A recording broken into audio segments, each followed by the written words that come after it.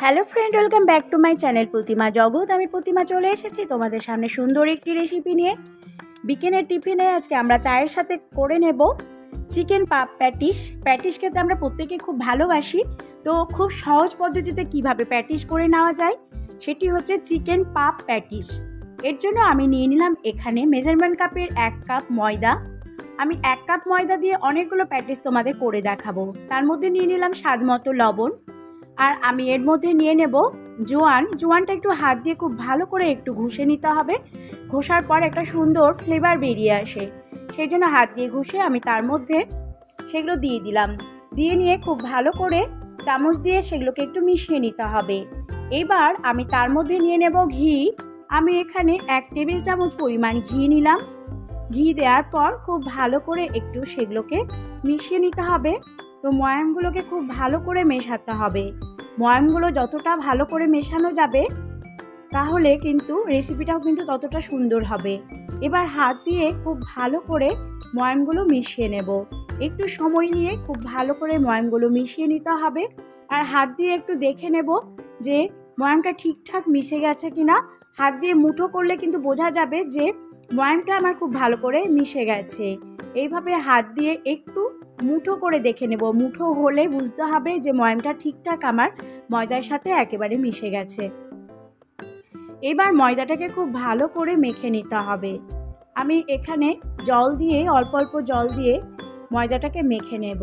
খুব নরম করব না, শুকনো করেই মেখে নেব, কিন্তু একদম আটা মাখার মতো শক্ত হবে না, একটু নরম মানে একটু সফট হবে। এবার জল দিয়ে দিয়ে সেগুলোকে আমি মেখে নিলাম। উপর থেকে সামান্য একটু ঘি লাগিয়ে নেব, ময়দাটা যেন একদম শুকিয়ে না যায় সেই জন্য আমি একটুখানি ঘি ভালো করে মিশিয়ে তার উপর লাগিয়ে দেবো আর ঢাকা দিয়ে রেখে দেবো 10 মিনিটের মতো। এবার পুর তৈরি করে নেব। এর জন্য আমি একটি ফ্রাই প্যান চাপিয়েছি, তার মধ্যে আমি নিয়ে নিলাম 1 কাপের মতো পেঁয়াজ কুচি। পেঁয়াজগুলোকে ছোট ছোট করে কুচি করে নিয়েছি। তার মধ্যে দিয়ে দিলাম 4-5টে রসুন কুচি। রসুনের কোয়াগুলোকে খুব ভালো করে ছোট ছোট করে কেটে নিয়েছি। তার মধ্যে আমি নিয়ে নিলাম কাঁচা লঙ্কা কুচি আর একটুখানি আদা কুচি। সেগুলোকে খুব ভালো করে একটু হালকা ব্রাউন করে ভেজে নিতে হবে। তো সেগুলোকে একটু হালকা ব্রাউন করে আমি ভেজে নিলাম। তারপরে আমি নিয়েছি চিকেনগুলোকে খুব ছোট ছোট করে একটু কেটে নিয়েছি। খুব সরু সরু করে কিউব আকারে ছোট ছোট করে সেগুলোকে আমি কেটে নিয়ে তার মধ্যে দিয়ে দিলাম। এবার খুব ভালো করে নাড়াচাড়া করে নিতে হবে। এবার উপর থেকে আমি দিয়ে দেব টেস্টের জন্য স্বাদ মতো লবণ। এবার লবণ দেওয়ার পর কালারের জন্য আমি একটুখানি সেখানে হলুদ গুঁড়ো অ্যাড করে নেব। আমি দিয়ে দিলাম হলুদ গুঁড়ো। এবার খুব ভালো করে সেগুলোকে একটু নাড়াচাড়া করে ভেজে নিতে হবে। তো পেঁয়াজ আর চিকেনগুলো আমি খুব ভালো করে ভেজে নিলাম।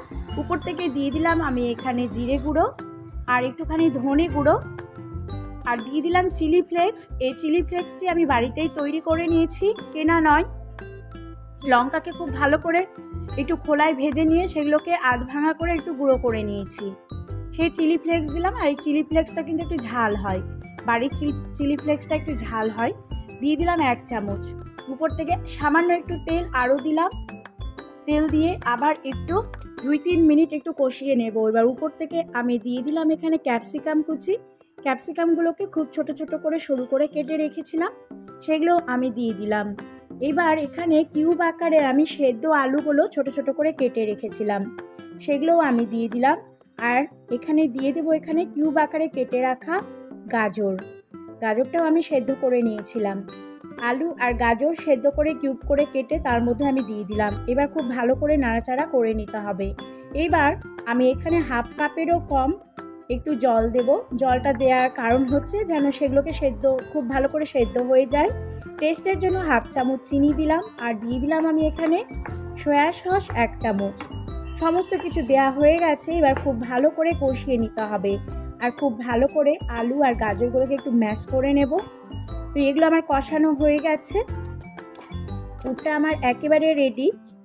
এবার আমি একটি বাটির মধ্যে নিয়ে নিলাম 2 চামচ ময়দার মধ্যে দিয়ে দিলাম 1 চামচ তেল, রিফাইন্ড অয়েল, আর দিয়ে দিলাম এখানে আমি জল দিয়ে খুব ভালো করে পাতলা করে একটি ব্যাটার আমি গুলে রাখবো। এবার ময়দাটা আমি ঢেকে রেখেছিলাম, সেই ময়দাটা একটু হাত দিয়ে খুব ভালো করে একটু এইভাবে মেখে নেব, সফট করে নেব। এবার একটু শুকনো আটা দিয়ে সেগুলোকে একটু হালকা করে লম্বা করে একটু রোলের মতো করে একটু ঘুরিয়ে দেব হাত দিয়ে। এবার ছুরির মাধ্যমে সেগুলোকে আমি কেটে নেব। ঠিক যতটা প্যাটিস আমি বানাবো ঠিক ততটাই কিন্তু আমি ছুরি দিয়ে কেটে নিলাম। আমি এখানে ছোট ছোট করেই কেটে নেব। আমি 10 পিস প্যাটিস করব, তা আমি 10টি ছুরি দিয়ে এগুলোকে আমি কেটে নিলাম।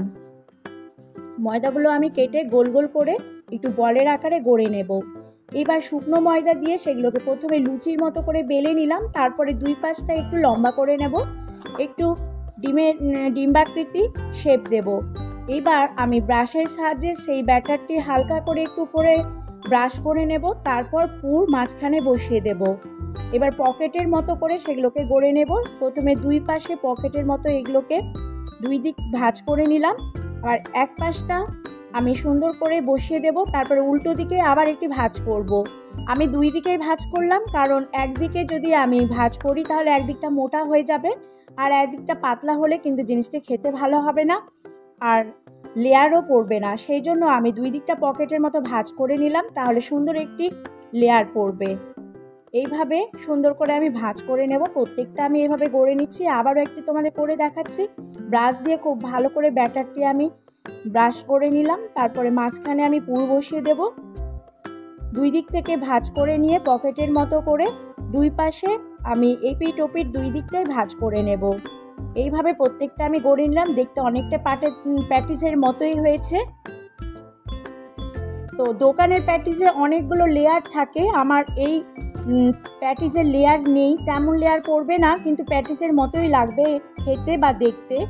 খুব সহজে অল্প সময়ের মধ্যে তোমরা করে নিতে পারো হাতে তৈরি এই চিকেন পাফ প্যাটিস।